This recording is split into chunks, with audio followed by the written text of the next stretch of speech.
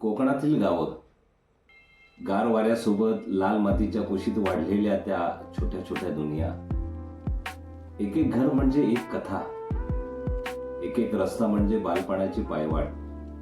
सकाळी कोंबड्याच्या आरवण्याने सुरू होणारी जीवनगाणी, दुपारी आंब्याच्या झाडावर झुलणारी स्वप्न आणि संध्याकाळी देवळातून येणाऱ्या आरतीसोबत मनात पसरलेलं शांत पवित्र वातावरण. पण आज हेच गाव काहीसं मुकं झालंय. रोजगाराच्या मोठ्या सुखसोयींच्या शोधात अनेकांनी पायवाट सोडली आणि त्या जाणाऱ्या पावलांसोबत गावाने आपली एक लय हरवायला सुरुवात केली. आता निशब्द शांतता आहे.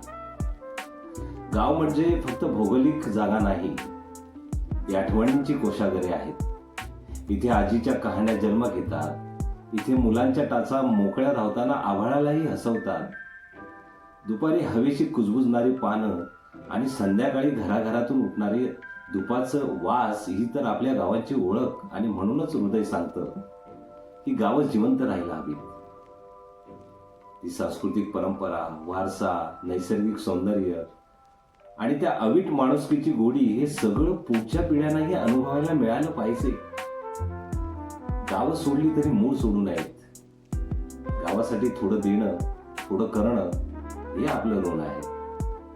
कारण गावं नसती तर आपलं अस्तित्व काय असतं? आपल्यातलं निष्पाप बालपण, पहिली स्वप्न, पहिल्या धडपडीचं धैर्य हे सगळं ज्या मातीतून दिलं, ज्या मातीनं दिलं, म्हणून गावं पुन्हा गजबजू देत.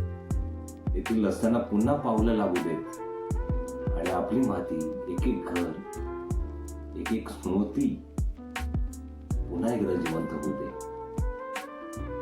आपलं गाव जिवंत होते.